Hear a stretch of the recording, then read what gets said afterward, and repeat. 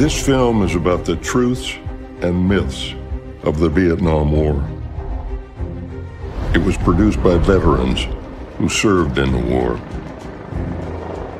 They want you to learn about the war, and they've provided information here for your consideration, much of it not reported in other films or mentioned at schools and universities.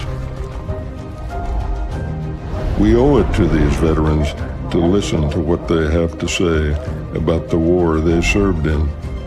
They consider this film to be their enduring legacy for future generations, and they want to thank you for watching it.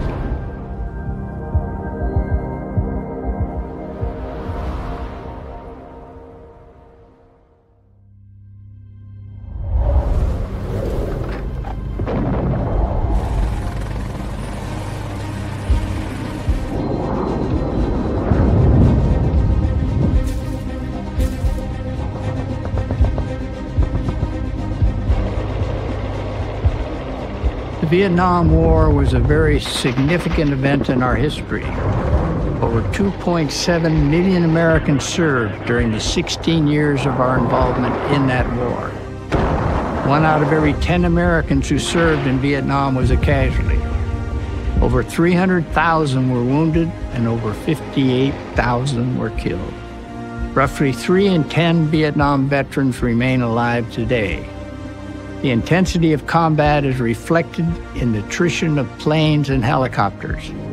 Over 4,000 fixed-wing aircraft were destroyed, and of the 12,000 helicopters employed during the war, at least 5,600 were lost. The purpose of this documentary is to provide future generations with factual information about the Vietnam War. It was produced by the Atlanta Vietnam Veterans Business Association Foundation on behalf of veterans everywhere. They hope you will find it helpful.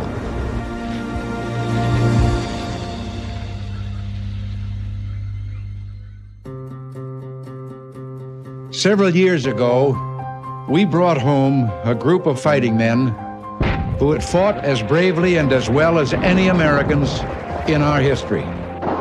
They came home without a victory, not because they'd been defeated, but because they'd been denied permission to win.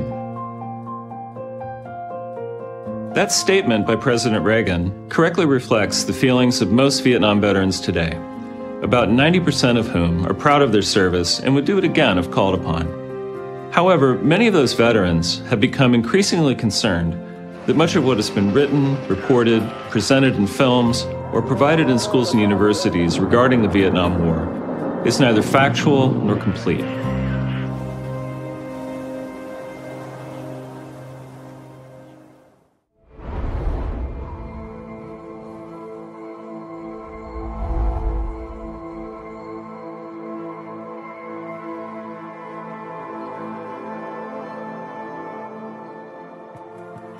The Vietnam veterans who came home, many of them were treated very poorly by Americans, particularly activists who were here protesting the war.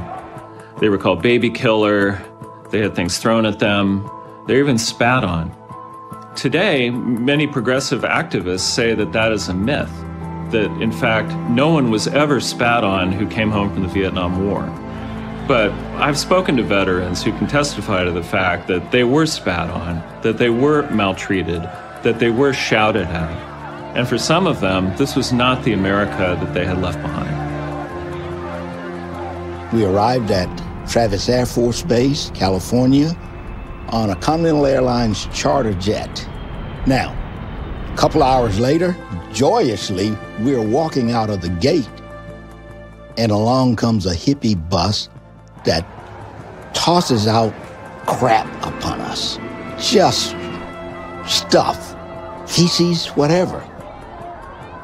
And suddenly I'm thinking, I've got this dissonance. I can't wrap my mind around the thought of how happy I was, how proud we were to have served our country, answered the call to arms, and returned. And now this, and I couldn't quite get this placed properly in my mind.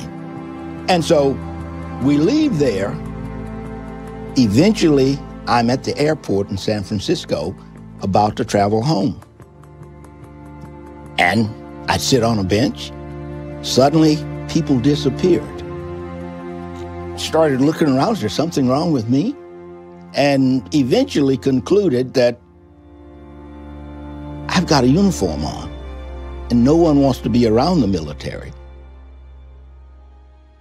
So we landed at San Francisco International around 7:30 or so in the morning. And I was walking along, kind of feeling like I was walking on eggs through the terminal. And after a minute, I became aware that a small group had amassed itself around me, 6 or 7 pretty filthy-looking hippie types. And they were yelling insults. And one guy stepped up about 1.5 feet from me and spit on me. He got me right here in the chest. That was a very different experience than I would have anticipated after we landed, but unfortunately not all that unusual. And there's several other guys who had the same, underwent the same sort of treatment when they arrived back home stateside. When I landed at Chicago O'Hare, it was very chilly reception. I mean, people would look at you, but not look at your eye. They wouldn't make eye contact with you. And if they were walking down the ramp or the hallway, I mean, they would get way over to one side. I did not have anybody spit on me or anything, but it was extremely uncomfortable. You felt like a stranger. And so it was a funny feeling, because here you're so glad to be back into the U.S., and yet it was extremely uncomfortable with the chilly reception. I went into one of the little restaurants in the airport to get something to eat, and they did not serve me. Now, they didn't tell me they didn't serve me for any particular reason other than, you know, they claimed to be busy, and I waited and waited and waited and finally decided to leave. I was getting the message. That was my experience. What I care about most is the men and women serving our country today, and what can we do to welcome them home and make them never go through what our group went through. So I boarded the plane, and I was sitting by the window seat, and a man sat down next to me, and he said, "Where have you been?" And I said, "Vietnam." When I said that, he said, "Oh." And then he stopped talking. I picked up one of those magazines or something, and I fell asleep.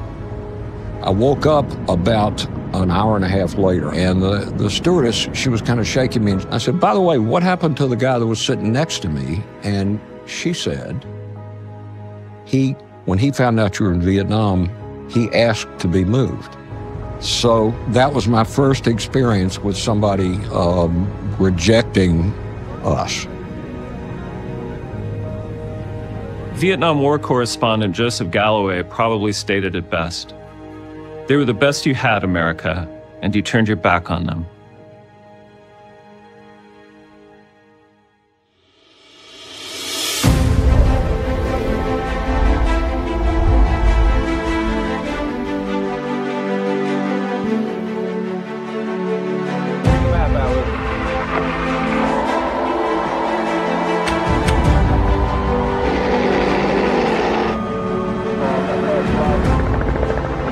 In the midst of the unparalleled political and media malfeasance were the unprecedented humanitarian actions taken by our soldiers, very often at the risk of their own lives.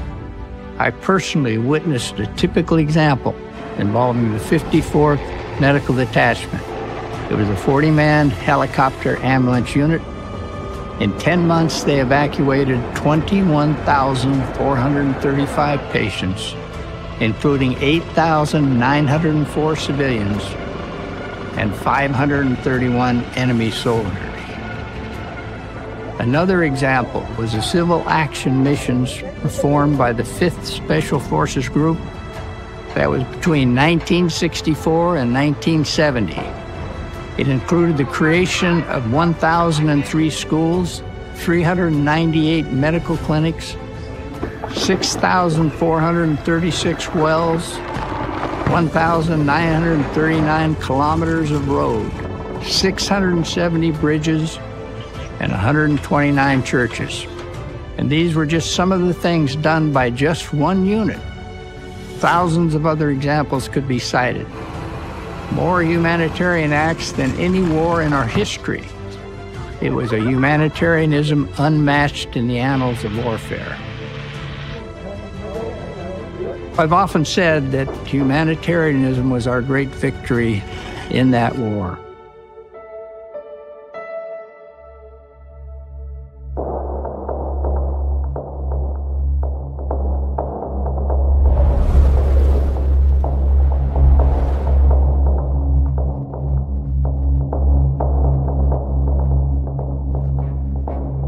Anti-aircraft battery opening up. The strategic implications are clear. Infantrymen and with tanks. This is Hanoi after the attack. Kantian is here. Marines have moved up more battalions. Have you felt what you've been doing here is worthwhile?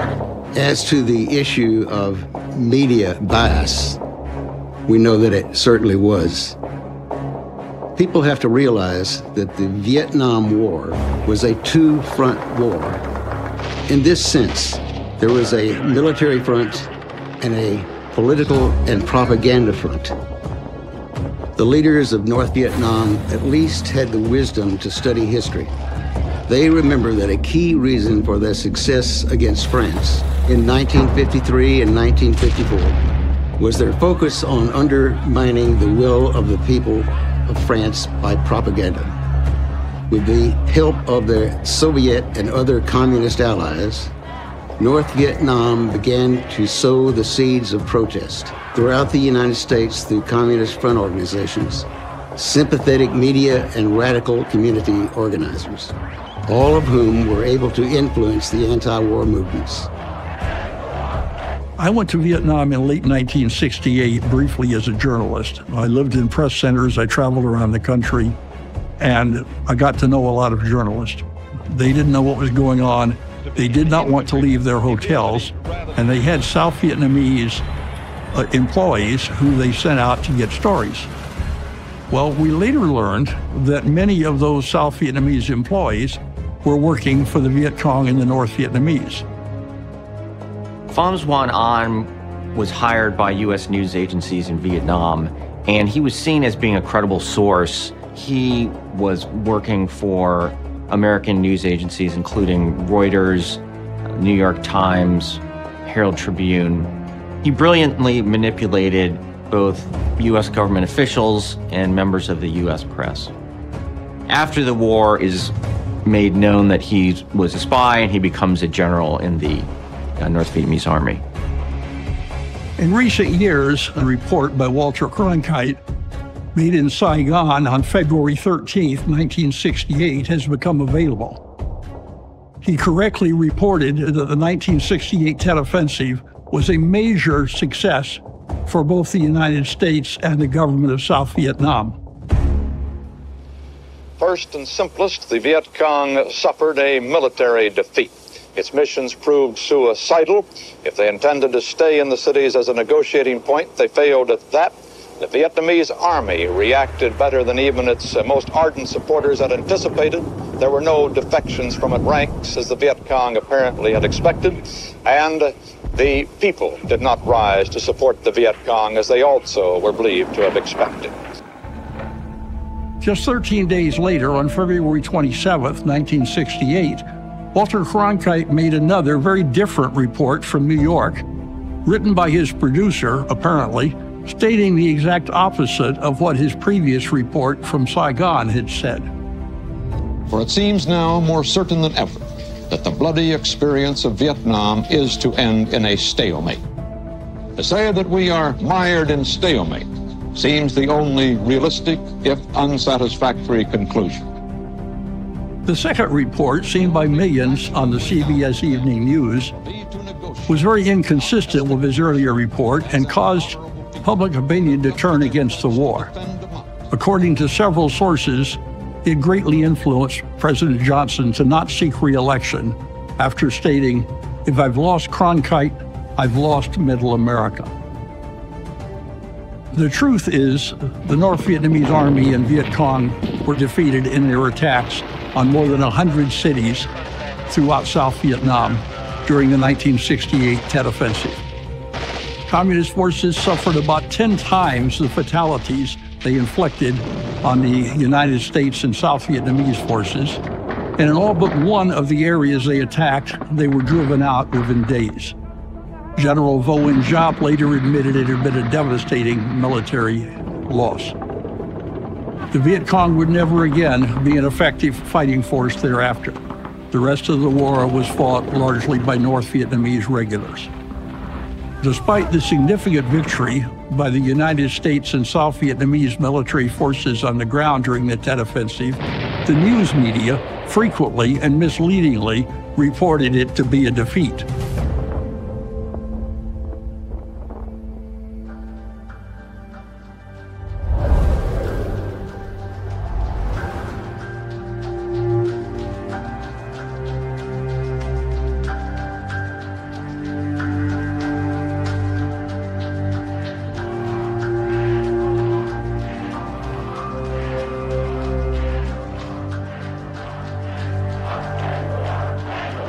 Another myth is that anti-war groups were noble and self-funded. When North Vietnam realized the anti-war protests and an increasingly anti-war American media had turned a devastating military defeat into a resounding political victory, it bolstered their resolve to persevere and pay even more attention to agitation and to propaganda on the U.S. home front. While initially the anti-war movement only had a minor impact on the vast majority of the American public, it had a major impact on Congress and the news media. Anti-war organizations during the Vietnam War were funded with large budgets by the Soviet Union and the American Communist Party, all in support of North Vietnam, by using effective lobbyists and informants. Many of these organizations had very significant influence on Congress and the news media. Some examples: Soviet-funded agent Wilfred Burkett guided anti-war New York Times reporter Harrison Salisbury, quote, word for word, number for number. And according to Colonel Stanislav Lunev, a defector from Soviet military intelligence, the KGB and the GRU together had a budget for anti-war propaganda in the United States greater than it did for economic and military support, to fund about every anti-war movement and organization in America and abroad, including Vietnam Veterans Against the War, often using money laundered through prominent organizations, including the World Council of Churches, Russian Orthodox Church, and World Peace Council. The anti-war movement perpetuates many myths.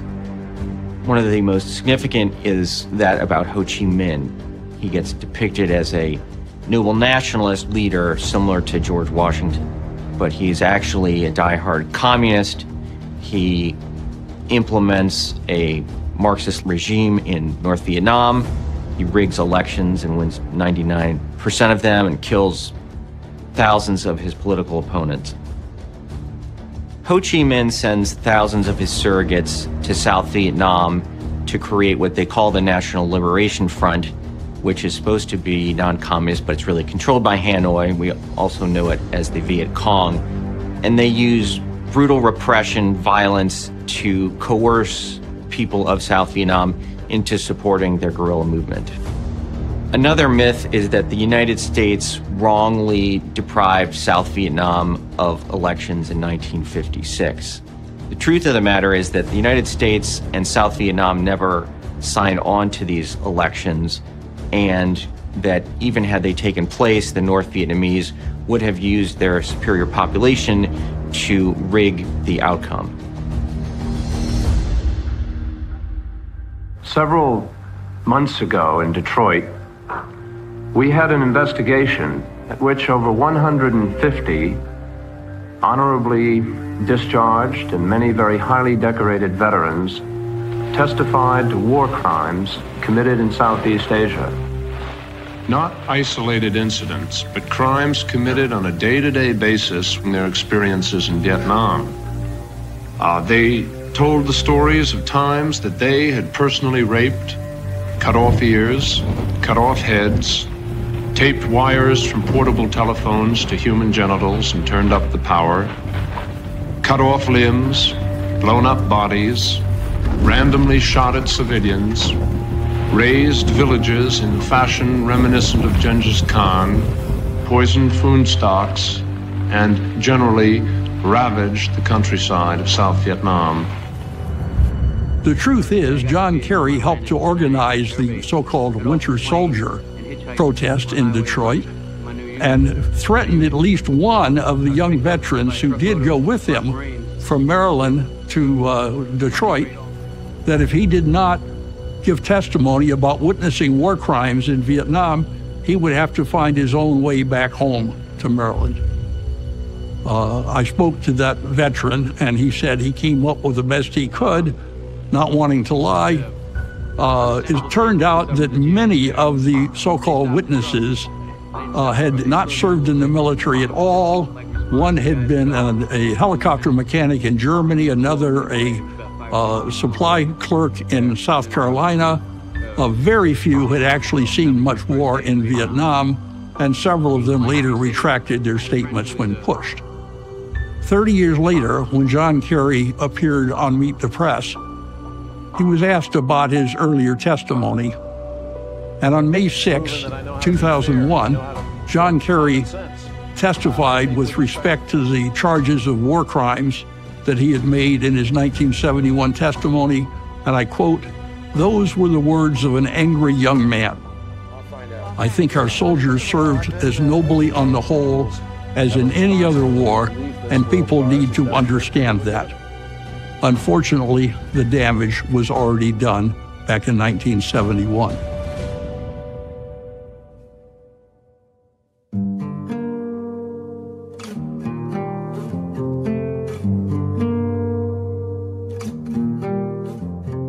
Jane Fonda was an American actress, and she was also an anti-war activist. She was invited to North Vietnam on an observation tour where she posed with an anti-aircraft gun, wearing a North Vietnamese helmet. She was fed a bunch of lines to repeat to the media, and generally represented herself as, someone who was a concerned citizen who was very worried about the conduct of the war. Right, so Jane Fonda was in Hanoi during the bombings that were taking place. And she was telling the American servicemen who were doing this that it was illegal, telling the sailors out on aircraft carriers and the pilots that the bombs that they were dropping were illegal weapons of war, that they could be tried as war criminals, and things that were just the propaganda lines of the North Vietnamese, but coming from an American actress to give it more visibility and more authenticity. This was a totally false statement that even today many Vietnam War veterans would still regard as treason.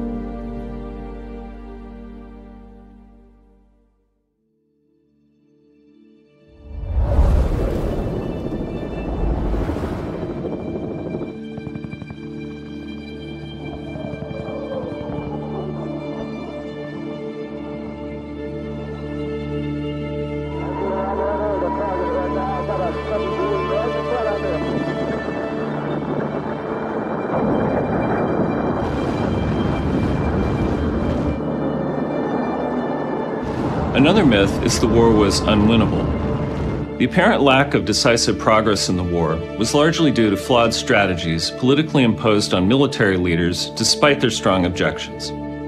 The war could have been won at many different times using sensible strategies, thereby saving thousands of lives and casualties. The argument that war was unwinnable is not valid. After sending the first ground troops on March 8, 1965, President Johnson and Defense Secretary McNamara adopted a strategy called gradual escalation, or gradualism. This was strongly opposed by the Joint Chief of Staff and other military leaders. This strategy was conceived by so-called whiz kids from the RAND Corporation and the Defense Department, and it was contrary to classical military doctrine and to all the lessons learned over centuries of warfare. It included the limited bombing of North Vietnam called Operation Rolling Thunder.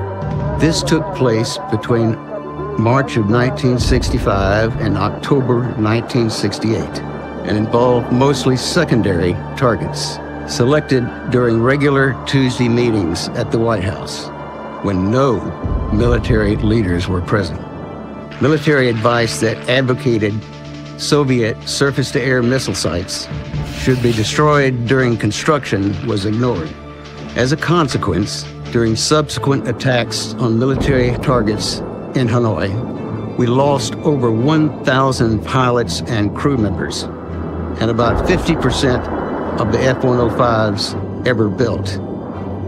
The bombing was temporarily stopped 16 different times in an effort to appease North Vietnam and hopefully induce a negotiated peace. A futile effort that conspicuously failed to recognize that communists do not negotiate in good faith. The bombing halts were merely exploited by North Vietnam as an opportunity to build up strength for continued aggression against South Vietnam. This failed strategy of gradual escalation was described by Admiral U.S. Grant Sharp, commander of all U.S. forces in the Pacific, as the most asinine way to fight a war imagined. As a result, Defense Secretary McNamara was forced to resign by early 1968. U.S. forces in Vietnam had to fight under highly restrictive rules of engagement, which helped protect civilian lives but also led to greater U.S. casualties.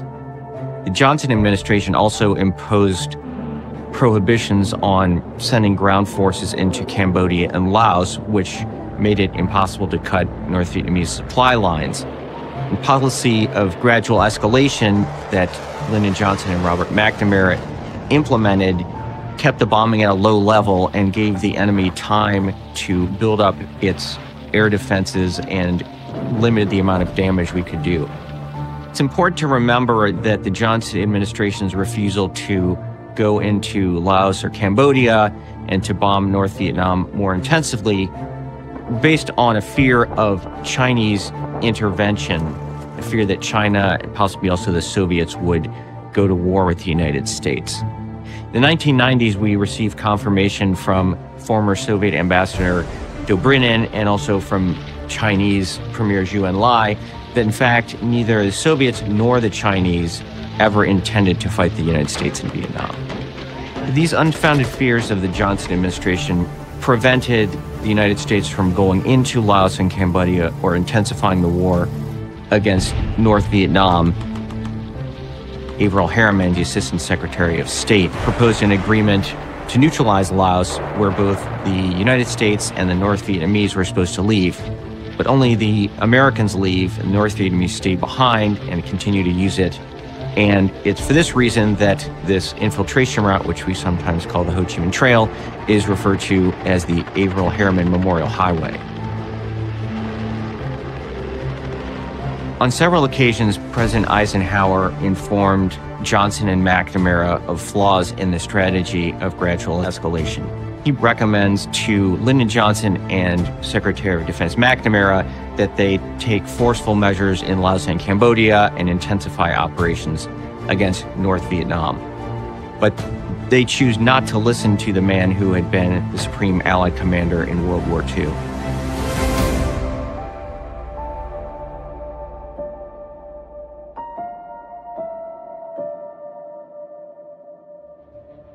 In July 1969, President Nixon began a strategy called Vietnamization. The plan called for the withdrawal of U.S. ground forces and the replacement by South Vietnamese forces on an orderly scheduled timetable. The death of Ho Chi Minh in September 1969 allowed additional time for making Vietnamization a military and political success. U.S. troop strength declined from a peak of 543,000 in April 69 to 335,000 by the end of 1970, with over 90% of South Vietnam relatively secure. However, this plan failed to address North Vietnam's continued and highly effective use of sanctuaries in neutral Laos and Cambodia, where they could mount attacks upon South Vietnam, withdraw to safety when necessary, and continue the shipment of weapons, ammunition, and supplies, which were provided in unlimited quantities by the Soviet Union and China. In response, President Nixon authorized a successful invasion of Cambodia on April 30th, 1970, that enabled American troop withdrawals to continue.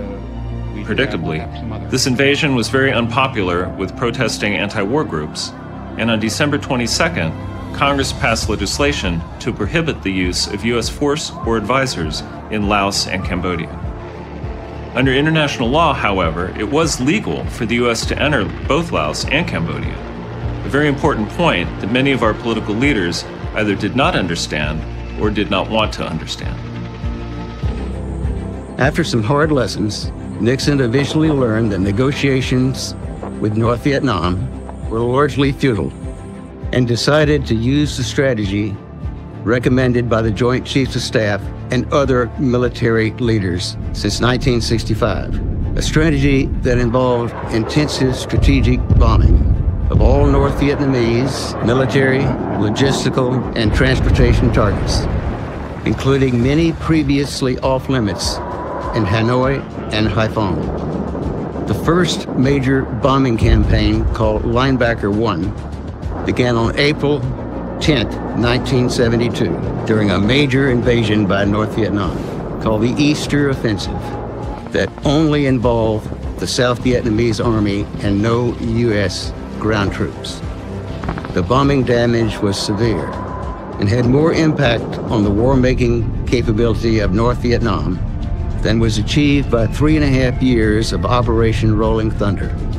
By early October 1972, the leaders of North Vietnam recognized that their invasion had failed and negotiations were preferable.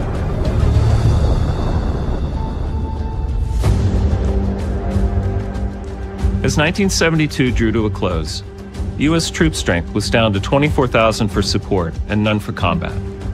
With a new anti-war Congress to be seated in January, it became apparent that North Vietnam was stalling the negotiation process. Under these circumstances, Nixon ordered Operation Linebacker 2 that began on December 18, 1972, and involved the mining of Haiphong Harbor, the destruction of all surface-to-air missile sites around Hanoi, as well as railroads, power plants, and fuel and storage plants. The damage was so extensive, it precipitated the Paris Peace Treaty, signed on January 27, 1973, and all but 50 U.S. troops left South Vietnam. Article 7 of the Paris Peace Treaty committed the United States to sustain South Vietnam with the same level of air support, equipment, weapons, ammunition, and supplies that existed in January 1973.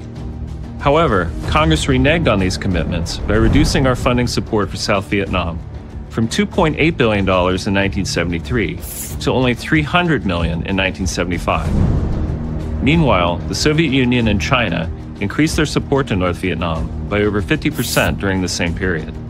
And in June 1973, under pressure from anti-war lobbyists in Congress, they passed a bill that prohibited any funding for airstrikes in Laos and Cambodia. Without the funding for air support, equipment, ammunition, and supplies promised by the United States, North Vietnam decided to ignore the Paris Peace Treaty and once again invaded South Vietnam in early 1975. On April 10th, President Ford asked Congress to approve emergency funding for military and humanitarian assistance to South Vietnam. The request never even came up for a vote, and Saigon surrendered on April 30th. Within 3 years, 3.5 million South Vietnamese, Cambodian, and Laotian civilians had been murdered, starved to death, or drowned fleeing communist brutality. This is a terrible tragedy. It is almost comparable to the Holocaust of World War II. But this has been erased from history, practically covered up by the U.S. media, the educational establishment, and the political establishment. The gruesome reality is that more Laotians, Cambodians, and Vietnamese died in the 10 years after the communist takeover than were killed in the prior 20 years of war.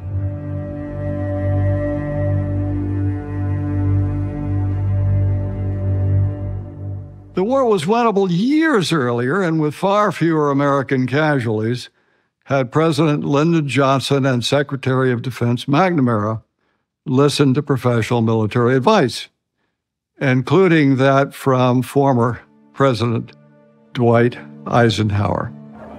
As the counselor on international law to the Department of State, during the 1973 negotiations on the Paris Accords, I personally witnessed how the full application of American military power by President Nixon brought the war to a close literally in a matter of weeks. At any time in the previous 16 years, the war was winnable by applying the following normal warfighting recommendations that had been made to President Johnson and Secretary McNamara. Victory did not require an invasion of the North, did not require use of nuclear weapons, did not require bombing of the North Vietnamese civilian population or other extraordinary actions. Rather, it merely required normal warfighting 101. There were many alternate strategies and actions that could have been taken that would have shortened the war, been more decisive, I think, and more effective, and would have saved the lives of thousands of Americans and South Vietnamese.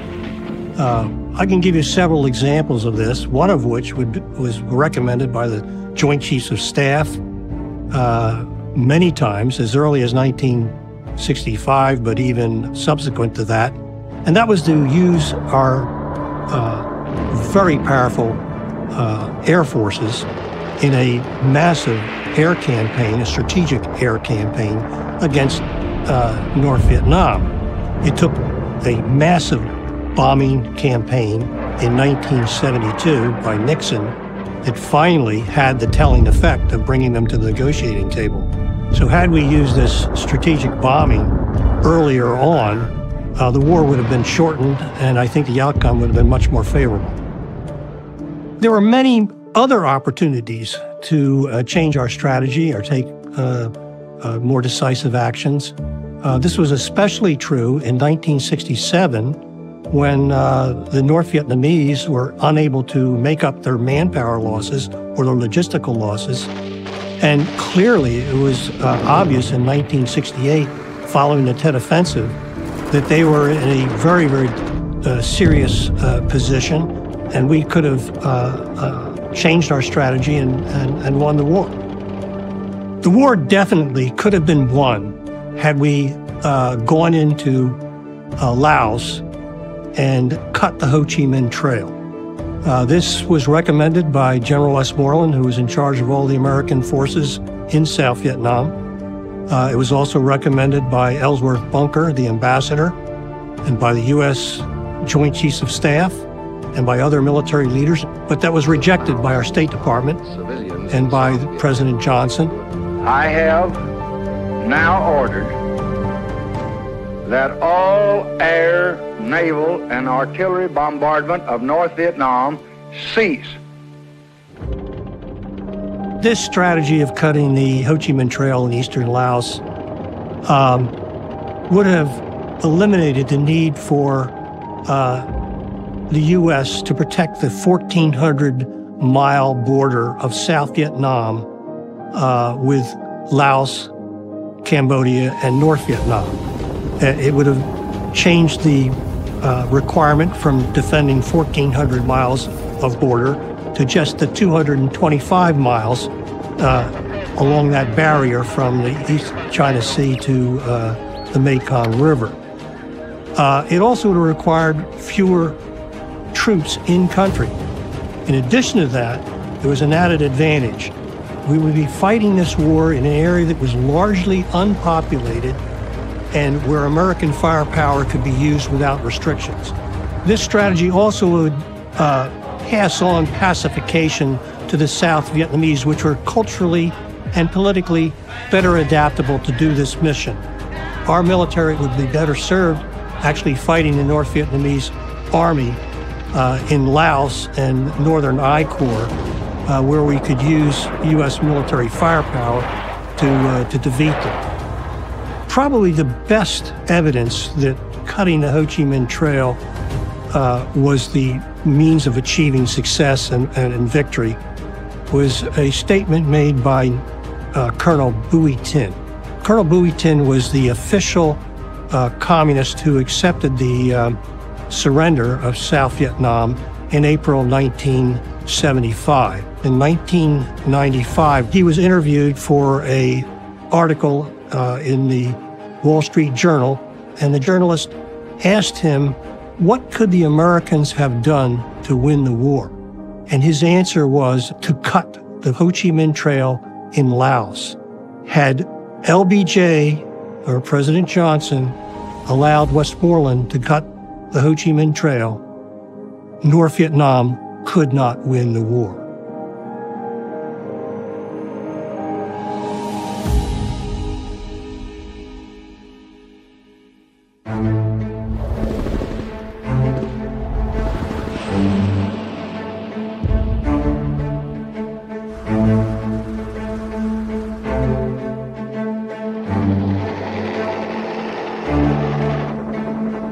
Domino theory was often maligned by critics of the war who argue that it was disproved when South Vietnam falls in 1975 and you only see a few of the dominoes falling.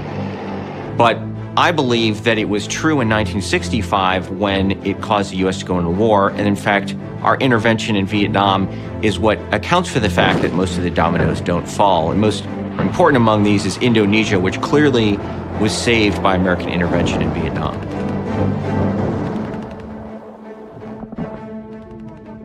Today we know from a half century of evidence that the following are truths about the Vietnam War, counter to persistent myths about that war.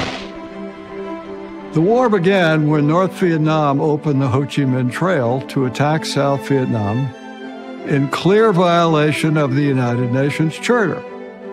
The United States was lawfully assisting in the defense of South Vietnam against this North Vietnamese aggression.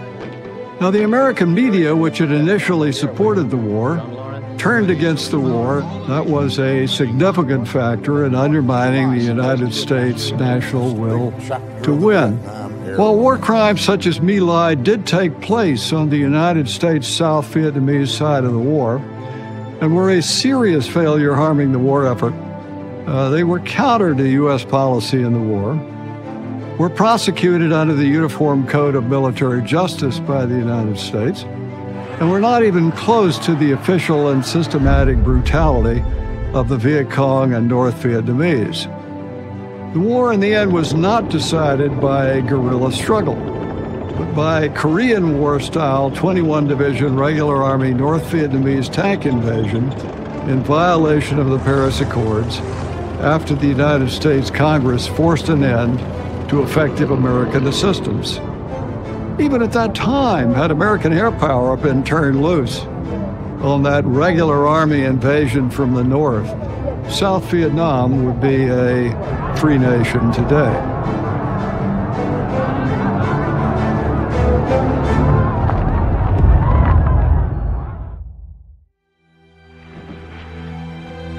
There are several lessons to be learned from the Vietnam War that can prevent us from making the same mistakes again.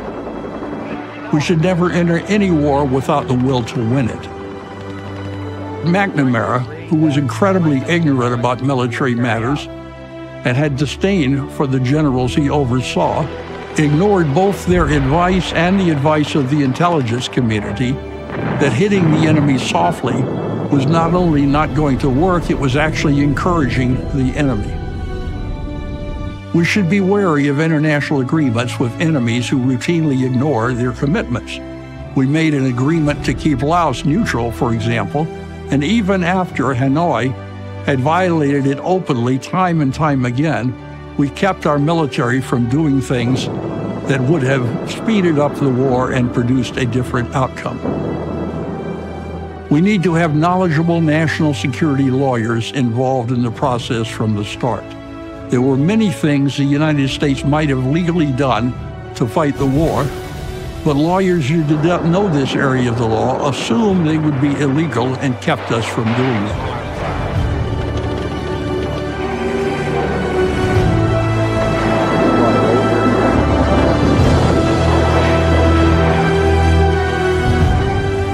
Perhaps at this late date we can all agree that we've learned one lesson: that young Americans must never again be sent to fight and die unless we are prepared to let them win.